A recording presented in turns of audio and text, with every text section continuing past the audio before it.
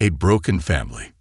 Zira looked out over the barren plains of Krynos, her home planet. The twin suns hung low in the sky, casting long shadows across the cracked earth. Once this land had been lush and green, a paradise for her people, the Kryna. But years of war had changed everything. The battle between the Kryna and the humans had scared the planet, leaving it as broken as Zira's heart. She tightened the thin shawl around her shoulders and glanced back at the small hut she called home. It was nothing more than a makeshift shelter built from scrap metal and salvaged wood. Inside, her daughter, Rin, was humming softly, unaware of the weight Zira carried on her shoulders. Rin was just 7 cycles old, too young to understand the pain of losing a father or the struggle of surviving in a world that no longer felt safe. Zira sighed and walked back inside. The air was cool, but the warmth of the single lantern flickered in the dim room. Rin sat on the floor, her small hands carefully drawing patterns on a dusty slate. Her silver eyes sparkled with curiosity, the same way her father's once did. "Did you finish your lessons?" Zira asked gently, sitting beside her daughter. "Yes, Mama," Rin replied with a bright smile. "Look, I drew a bird, like the ones in your stories." Zira's heart ached. Rin had never seen the real birds that once filled the skies of Krynos. The war had driven them away, just as it had taken so much else. Zira ran a hand over Rin's soft, dark hair, forcing a smile to hide her sorrow. "It's beautiful, Rin," she said. "You have a talent for drawing." Rin beamed at the praise, but her next question brought a shadow to Zira's face. "Do you think Papa will come back and see it?" Zira froze, the words cutting deeper than any blade. Rin's father, Kale, had been a proud warrior who gave his life defending their people. It had been 2 years since he left for the front lines, promising to return. He never did. "No, my love," Zira said softly, holding back tears. "Papa is watching over us from the stars." Rin nodded, her innocent mind accepting the explanation. "Then I'll draw more birds so he can see them from the sky." Zira hugged her daughter tightly, wishing she could shield her from the harsh realities of their world. But the universe was not kind, especially not to widows and orphans. As the evening wore on, Zira went outside to gather water from the communal well. The village was quiet, the kind of uneasy silence that came after too much suffering.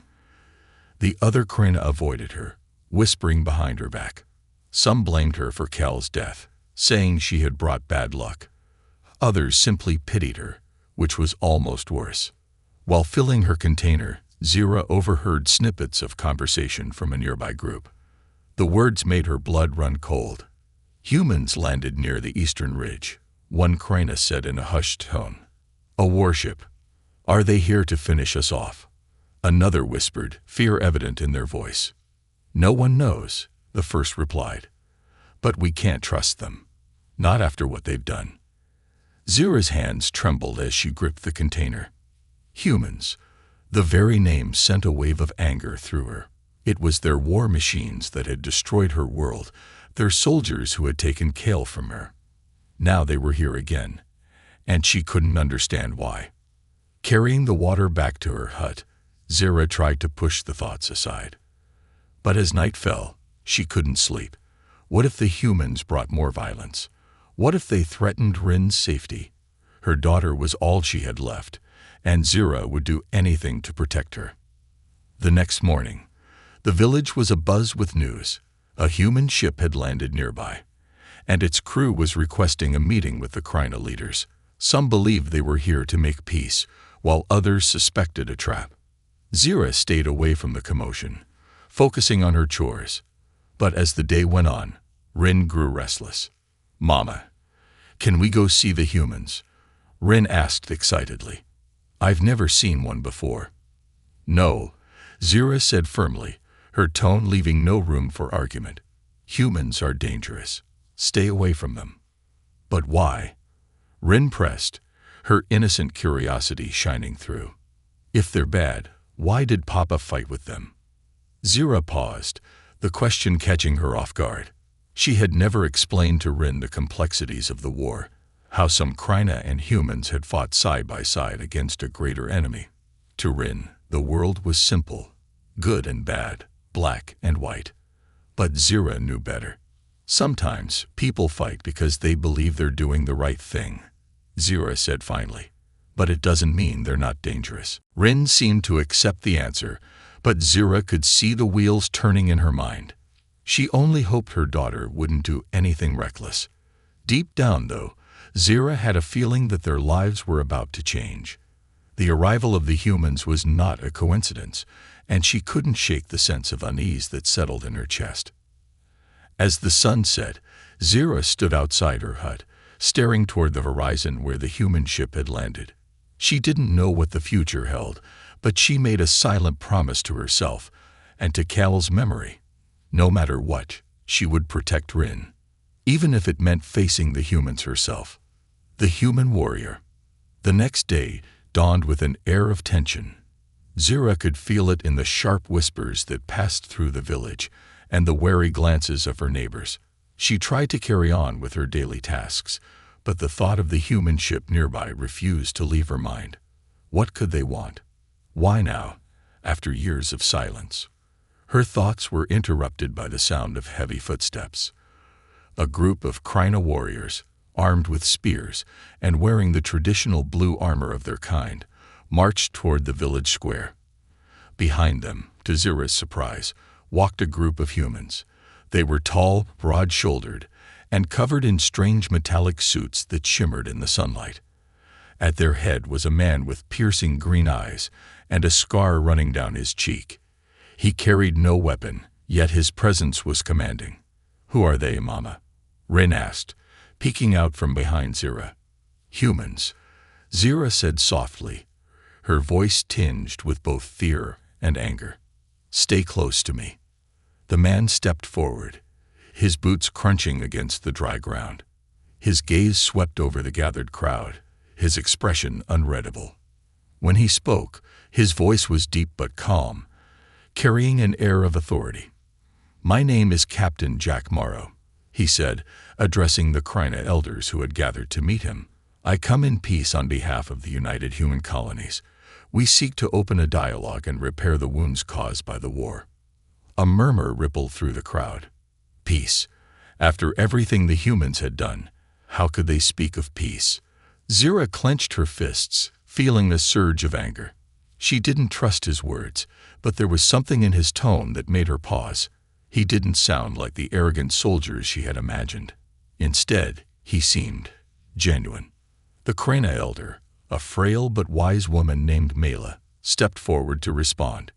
"Captain Morrow," she said, her voice steady despite her age. "Your words may carry good intentions, but actions speak louder. What proof do we have that your people will not harm us again?" Jack nodded, as if expecting the question. He reached into a small pouch on his belt and pulled out a silver medallion. "This belonged to a Kryna warrior," he said, holding it up for all to see. "He fought alongside me during the battle at Iridon Pass. He saved my life. I am here to honor his memory and fulfill a promise I made to him, to ensure that our two peoples never fight again." Zira's breath caught in her throat. Iridon Pass.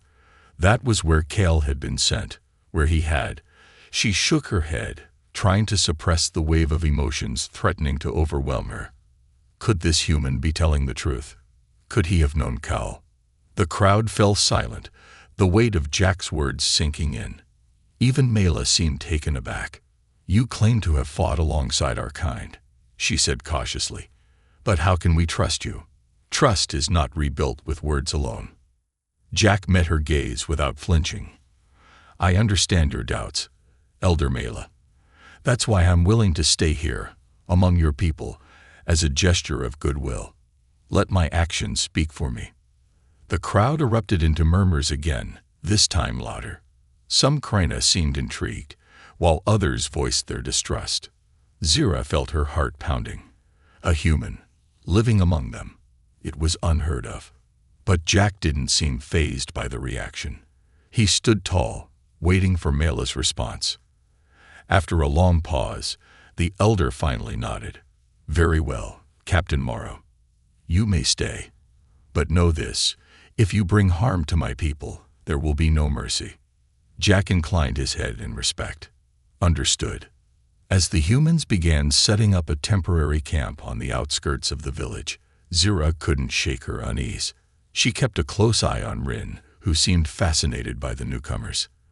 "They look so different," Rin whispered. "Are all humans like that?" "No," Zira said sharply.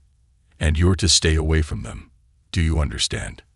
Rin nodded reluctantly, but her curiosity was far from satisfied. Zira could see it in her eyes. She sighed, knowing it would be a challenge to keep her daughter away from the humans, especially someone as intriguing as Captain Jack Morrow. Later that evening, as the village settled down, Zira found herself staring at the human camp from a distance. The flickering light of their fires cast long shadows across the plains. She spotted Jack speaking with some of his crew. His posture relaxed yet confident. He didn't look like a villain. In fact, he looked tired, worn down by something deeper than the weight of war. "Why are you here?" Zira whispered to herself. "What do you really want?" Her thoughts were interrupted when Jack glanced in her direction, his sharp green eyes meeting hers across the distance. For a moment, neither of them moved. Then, to her surprise, he nodded, a small gesture of acknowledgement. Zira quickly turned away, her heart racing. She didn't know what to make of him, but one thing was certain: his presence was going to change everything. What Zira didn't realize was that Jack Morrow wasn't just here for peace. He carried secrets that would soon intertwine their lives in ways she couldn't imagine. The ambush. The village buzzed with uneasy energy as the humans settled into their makeshift camp. Zira tried to focus on her daily chores, but the sight of the human soldiers moving about in their strange metallic suits kept drawing her attention. Rin, ever curious, was desperate to sneak closer and see them up close, but Zira had forbidden her from leaving the hut without permission. That evening, the Kryna elders called for a gathering at the central square to discuss the humans' presence. The air was tense as villagers filed in, their expressions a mix of curiosity, suspicion, and fear. Zira hesitated before joining the crowd, holding tightly to Rin's hand. In the center of the square, Jack Morrow stood tall, his scar catching the flickering light of the lanterns. He had removed his armored jacket, revealing a simple undershirt that made him seem less like a soldier and more like a man. Beside him was Mela, the Kryna elder, her frail frame wrapped in ceremonial robes. Jack stepped forward, his voice calm but firm. "I know many of you don't trust me or my crew," he began, his gaze sweeping over the crowd. "I don't blame you. After everything that's happened, I wouldn't trust us either. But I'm here to prove that not all humans are your enemies." His words stirred a mix of reactions. Some Kryna nodded reluctantly, while others muttered angrily. Zira remained silent, her eyes fixed on Jack as he continued. "I fought alongside one of your own at Iraidon Pass," Jack said, his voice growing softer. "His name was Cal. He was a brave warrior, a good man. He saved my life, and I promised him I would do everything I could to ensure that his sacrifice wasn't in vain." Zira's breath caught at the mention of her late husband's name. She tightened her grip on Rin's hand, her heart pounding. How could this human know Cal? What was he trying to accomplish by invoking his memory? Before Mela could respond, a loud noise shattered the moment. A sharp, whistling sound echoed through the air, followed by a deafening explosion near the edge of the square. The crowd screamed and scattered as flames erupted from a pile of crates. Zira instinctively pulled Rin close, shielding her from the chaos. Amid the smoke and confusion, figures emerged from the shadows. Armed Kryna rebels, their faces painted with war markings. They shouted curses against the humans and the elders, accusing them of betrayal. "You've brought our enemies to our home," one rebel leader bellowed. "We will not stand by while they destroy us again." Zira's blood ran cold. The rebels had always been a dangerous faction, but this open attack was bolder than anything she had seen before. They moved quickly, their weapons aimed at both the humans and the villagers who tried to intervene. Jack reacted instantly. "Get the civilians to safety," he shouted to his crew, his voice cutting through the chaos. Without hesitation, he lunged toward the rebels, using his bare fists to disarm one of them. His movements were precise and efficient, honed from years of battle. Zira watched in stunned silence as Jack fought, his every action calculated to protect rather than harm. Despite her fear and distrust, she couldn't deny his courage. Amid the chaos, Rin slipped from Zira's grasp. "Rin!" Zira screamed, her heart sinking as she saw her daughter running toward the square, where Jack was grappling with a rebel. Panic gripped her as she pushed through the panicked crowd, desperate to reach Rin before it was too late. Rin, oblivious to the danger, stumbled toward Jack just as a rebel raised a blaster in his direction. Zira's heart stopped. She couldn't move fast enough. She couldn't scream loud enough. But Jack saw her. In a single fluid motion, he shoved the rebel aside and scooped Rin into his arms, shielding her with his body as another explosion rocked the square. Smoke and debris filled the air, but Jack didn't hesitate. He ran toward Zira, Rin clinging to his neck. "Take her," Jack yelled, thrusting Rin into Zira's arms. His green eyes burned with determination. "Get to safety. Now." Before Zira could respond, Jack turned and charged back into the fray. His crew was holding their own against the rebels, but it was clear the attackers had the advantage of surprise. The village was in chaos, and Zira could only watch helplessly as the fight unfolded. Eventually, the Krina elders rallied the villagers, and together with Jack's crew, they managed to drive the rebels back. The square was left in ruins, the air thick with smoke and the cries of the wounded. Jack stood in the center of it all, his face streaked with dirt and sweat. He looked exhausted but unbroken. His crew gathered around him, checking on one another as the villagers began tending to the injured. Zira approached him cautiously, Rin still clinging to her side. Jack turned to face her, his expression softening when he saw them. "Is she okay?" he asked, his voice low and filled with concern. Zira nodded, her throat tight with emotion. "You saved her," she said, her voice barely above a whisper. "Thank you." Jack shrugged, but there was a hint of a smile on his lips. It's what anyone would have done. But Zira knew better. Not everyone would risk their life for a child they didn't know. Not everyone would face down an ambush with nothing but their bare hands. For the first time, she saw Jack not as an enemy, but as something more complex, someone who had suffered loss just as she had, someone who might be capable of more than just destruction. As the village began to recover, Zira couldn't shake the feeling that Jack Morrow's presence was more than a coincidence. His actions had saved Rin, but his connection to Kale and his willingness to fight for the Krina hinted at a deeper purpose.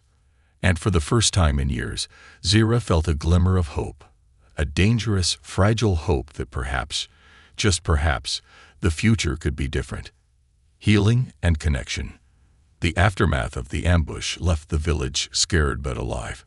Broken crates, scorch marks, and the wounded served as grim reminders of how close they had come to devastation. Zira had spent the night tending to Rin, who had fallen asleep in her arms, exhausted but unharmed. However, her thoughts kept returning to Captain Jack Morrow. At dawn, Zira stepped out of her hut to find the village still quiet. The rebels had vanished into the wilderness, leaving behind only chaos and questions. Jack's crew had worked tirelessly through the night to help repair what they could and tend to the injured. To her surprise, she saw Jack sitting on a low stone wall, his shirt torn and his arm bandaged. Despite his injuries, he was directing his crew with calm efficiency. "Why does he do it?" she whispered to herself. "What's his reason for staying?" Before she could turn back inside, a shadow loomed over her. She looked up to find Mela standing there, her aged eyes sharp and knowing. "Zira," the elder said softly, "we need to speak." A request she couldn't refuse. Mela led Zira to the gathering hall, where a few villagers and Jack were already present. Jack glanced at her as she entered, his expression neutral but his eyes curious. Zira avoided his gaze, unsure of how to feel after everything. "The attack showed us how fragile our peace is," Mela began, her voice steady despite her frailty. "Captain Morrow fought bravely, and his actions saved many lives, including your daughters." Zira stiffened at the mention of Rin. She knew Mela wasn't wrong, but her distrust of humans still lingered. "The captain has been injured," Mela continued. "He needs a place to recover, somewhere safe. I've asked him to stay with one of our villagers."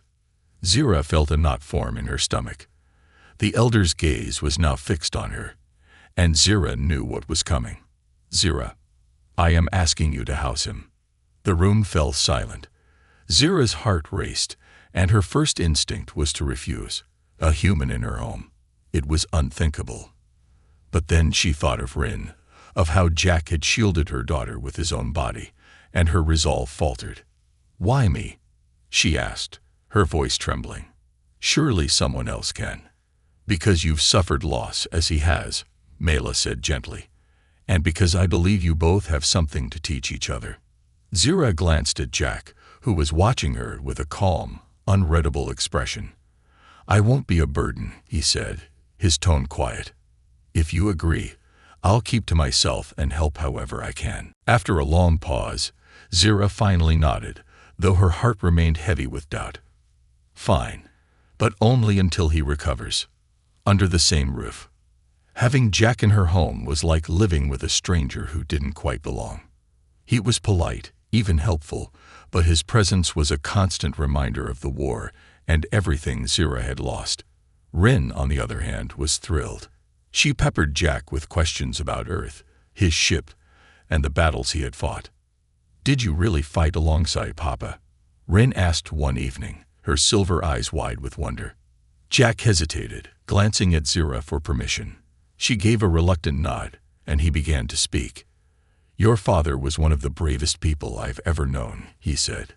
"He saved my life during a battle when I thought all hope was lost. He talked about you and your mother often. He wanted nothing more than to come home to you." Rin smiled, but Zira had to look away, her emotions too raw to face. She hadn't expected Jack to speak so kindly of Kale, and it left her feeling both grateful and conflicted. Over the next few days, Zira found herself watching Jack more closely. He worked tirelessly to repair the damaged parts of the village, using his knowledge of human engineering to improve what little they had. He taught Rin games and simple human songs, filling the hut with a laughter Zira hadn't heard in years. Despite her initial resistance, Zira began to see Jack in a different light.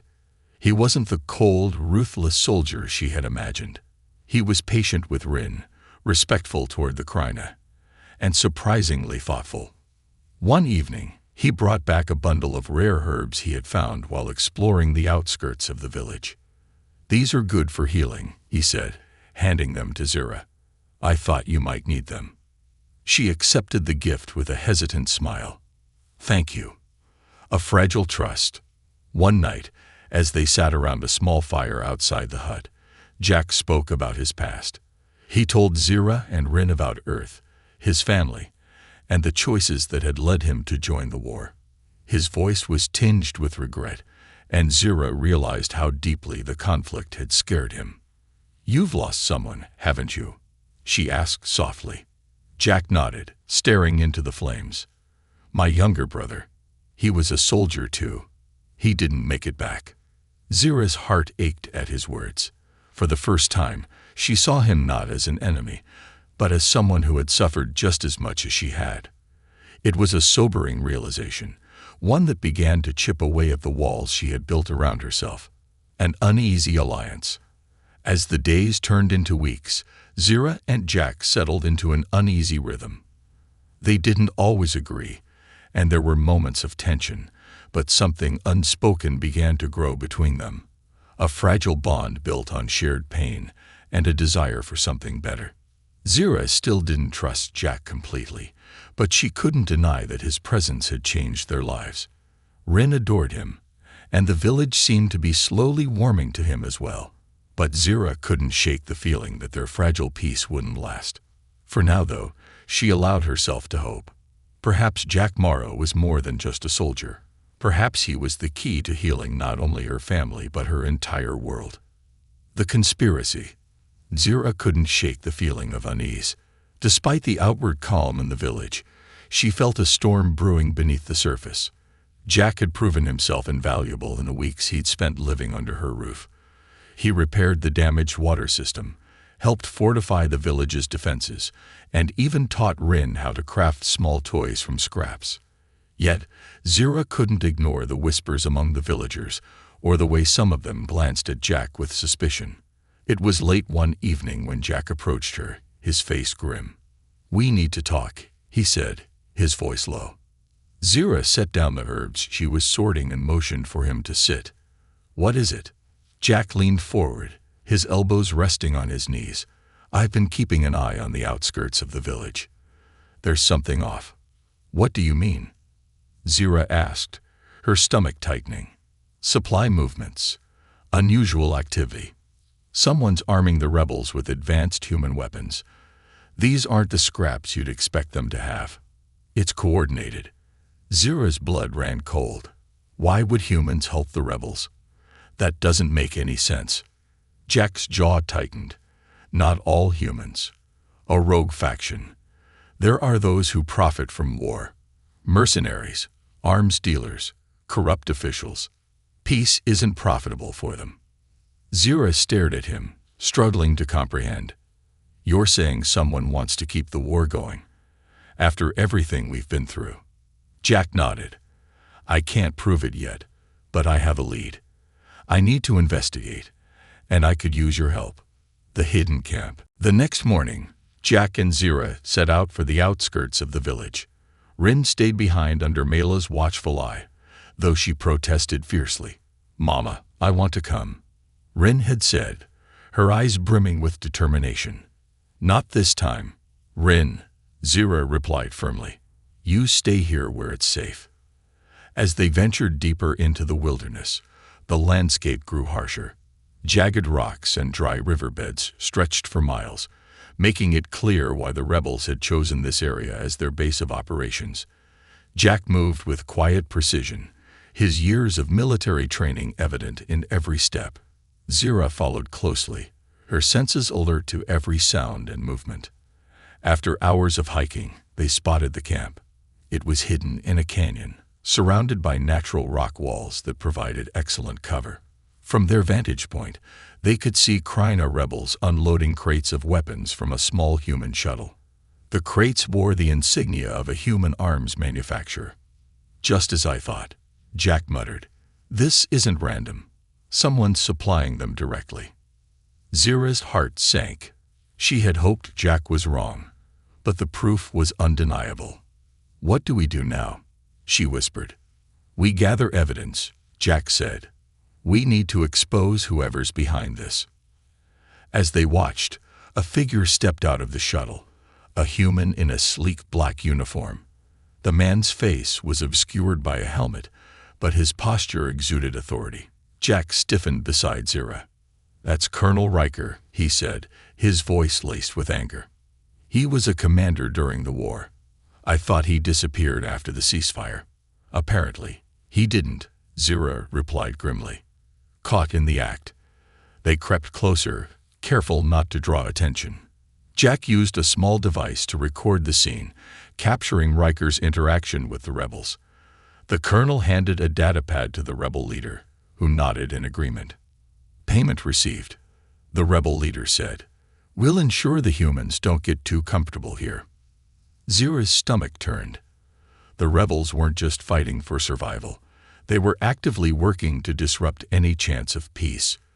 Worse, they had powerful allies. Suddenly, a loose rock shifted beneath Zira's foot, sending a small cascade of pebbles down the slope. The sound was faint, but enough to draw attention.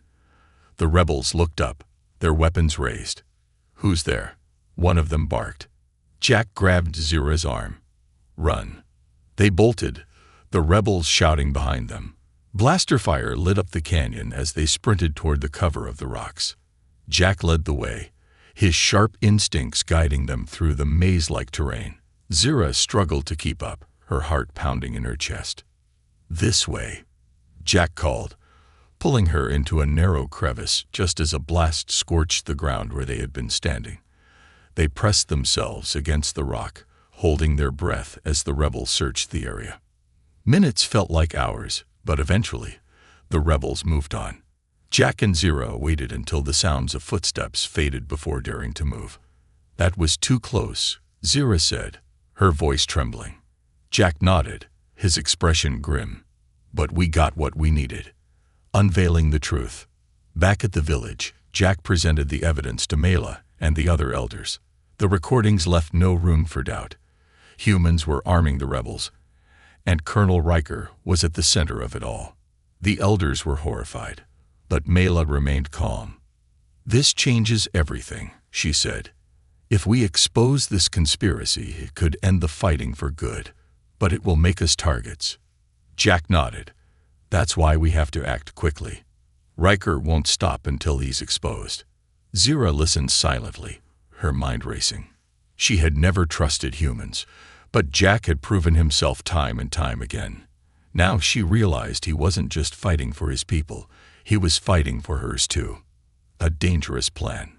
Jack outlined a plan to intercept the next weapon shipment and use it to lure Riker into a trap. Zira volunteered to help, much to Jack's surprise. "You've done enough," he said. "You don't have to risk your life." "Yes, I do," Zira replied firmly. "This is my home, my people. If we don't fight for it, who will?" Jack hesitated, then nodded. "All right, but we do this together." As they prepared for the mission, Zira felt a strange sense of purpose. For the first time in years, she wasn't just surviving. She was fighting for something greater. And for the first time, she wasn't alone. The battle ahead would be dangerous, but Zira knew they couldn't afford to fail. Too much was at stake: her family, her people, and the fragile hope that had begun to grow in her heart. The final stand. The plan was set in motion under the cover of night. The village was quiet, its inhabitants either unaware or too fearful to interfere. Zira stood with Jack and a small group of Kryna volunteers, their faces illuminated by the faint glow of the twin moons. Each of them carried a mix of traditional Kryna weapons and human tech Jack had salvaged during his stay. "Everyone knows their role," Jack said, his voice steady but laced with urgency. "This is our chance to stop them. We can't let Riker get away." Zira tightened her grip on her weapon, a modified spear that hummed softly with an energy core Jack had installed. She looked at Rin, who was safe under Mela's watch. The thought of her daughter gave Zira the strength to push aside her fear. "Let's finish this," Zira said, her tone resolute. An unlikely alliance. The plan hinged on deception. Jack had intercepted a message from Riker, detailing the location of the next shipment. The rebels were set to meet him at a remote canyon under the pretense of receiving another cache of weapons. What they didn't know was that Jack and the Kryna had planted their own people there. As they approached the site, Zira marveled at how seamlessly Jack had adapted to working with the Kryna. He moved silently among them, issuing orders and offering reassurances. For all her doubts about humans, Zira couldn't deny that Jack had earned their trust, and hers. "Stay close," Jack said to Zira as they reached the canyon's edge. "This is where it gets dangerous." Zira nodded, her pulse quickening. From their vantage point, they could see the rebels arriving, their shadows stretching across the rocky terrain. Riker's shuttle descended moments later, its engines kicking up a cloud of dust. "There he is," Jack whispered, his jaw tightening. "The man who profits from all this suffering. The trap is sprung." Riker stepped out of the shuttle, flanked by armed guards in sleek black armor. He carried himself with the arrogance of someone who believed himself untouchable. Zira's stomach churned as she watched him greet the rebel leader with a firm handshake. "Another successful delivery," Riker said, his voice carrying through the canyon. "With these weapons, your people will have the edge they need." The rebel leader nodded. "And the humans in the village." Riker smirked. Consider them collateral damage. Zira's hands tightened into fists. Jack placed a calming hand on her shoulder. "Wait for the signal," he murmured. The Krana volunteers lay in wait, hidden among the rocks. When Riker's men began unloading the weapons, Jack gave the signal, a sharp whistle that echoed through the canyon. In an instant, the ambush began. Explosions lit up the night as Krana warriors and Jack's crew descended on the rebels. Zira moved with precision, her spear crackling with energy as she took down one of Riker's guards. Jack fought alongside her, his movements a seamless blend of strategy and brute force. Riker, caught off guard, shouted orders to his men. "Protect the cargo. Eliminate the intruders." The rebels fought fiercely, but the combined force of Krana and humans proved too much. Zira felt a surge of hope as the tide began to turn.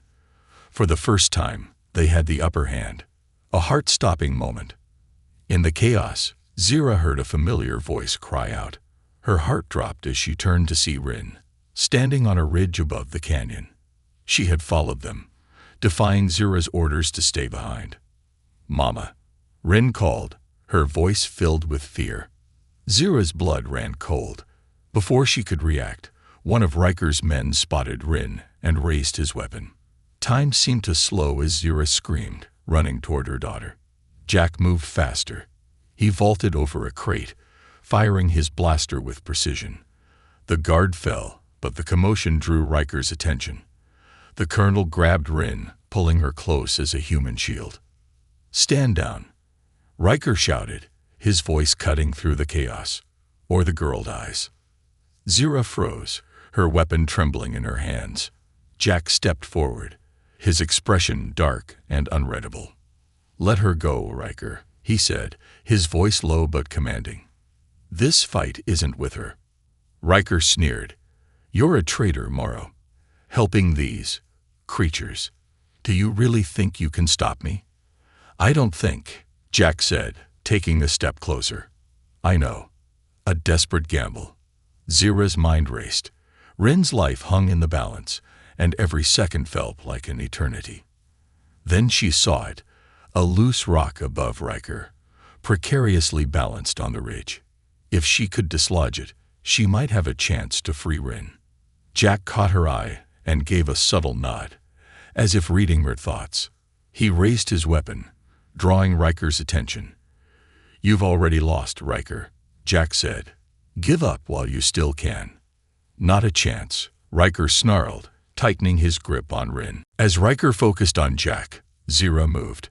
She climbed the ridge with silent determination, her every step fueled by love for her daughter. When she reached the rock, she braced herself and pushed with all her strength. The rock tumbled down, striking Riker and knocking him off balance. Rin broke free, running straight into Zira's arms. Jack seized the moment, tackling Riker to the ground. The colonel fought fiercely, but Jack overpowered him, pinning him with a sharp twist of his arm. "It's over, Riker," Jack said, his voice cold. "You're finished." Victory at a cost. The remaining rebels surrendered, and the canyon fell silent. Zira held Rin tightly, her tears falling freely. "You're safe," she whispered. "You're safe." Jack secured Riker, ensuring he couldn't escape. The captured colonel glared at him. "You think this changes anything?" Riker spat. "There will always be people like me." "Maybe," Jack replied, "but not today." As dawn broke over the canyon, the villagers and Krana warriors gathered to celebrate their victory. The weapons were confiscated, and Riker was handed over to the Krana elders for judgment. Zira stood with Jack, Rin by her side. For the first time in years, she felt a sense of peace, not just for herself, but for her people. "You did it," Zira said to Jack, her voice filled with gratitude. "We did it," Jack corrected, offering her a rare smile. Zira nodded, knowing he was right. Together, they had fought for something greater than themselves, and together they had won. A new beginning. The air in the village was lighter than it had been in years. With Colonel Riker captured and the weapon shipment seized, The threat of the rebels had diminished, though there was still much work to be done. For the first time in a long time, the Kryna could breathe without fear. Zira stood at the edge of the village square, watching as the community worked together to rebuild. She felt a strange mix of emotions, relief, pride, and a quiet sadness that lingered from the years of loss. But above all, she felt hope. Rin ran past her, laughing as she played with a group of Kryna children. The sound warmed Zira's heart. She glanced at Jack, who was speaking with Mela, and the other elders near the council hall. His presence no longer felt foreign. He had become part of the village in a way no human ever had. As Zira approached, she caught the end of the conversation. "We owe you more than we can say, Captain Morrow," Mela said, her voice filled with gratitude. "You've given us a chance to heal." Jack shook his head. "You don't owe me anything. This was about doing the right thing." Mela smiled knowingly.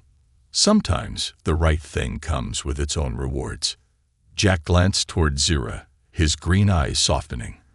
For a moment, their gazes met, and Zira felt a warmth she hadn't known in years. A proposal of peace. That evening, the village held a celebration. Fires burned brightly, and the air was filled with the scent of roasted meats and sweet herbs. The Kryna sang ancient songs, their melodic voices blending with the hum of the night. Jack sat beside Zira, looking both amused and touched by the festivities. "Is this how you celebrate?" he asked, leaning slightly toward her. Zira smirked. "We don't always celebrate, but when we do, we make it count." Rin darted over, holding a small clay cup filled with a glowing blue drink.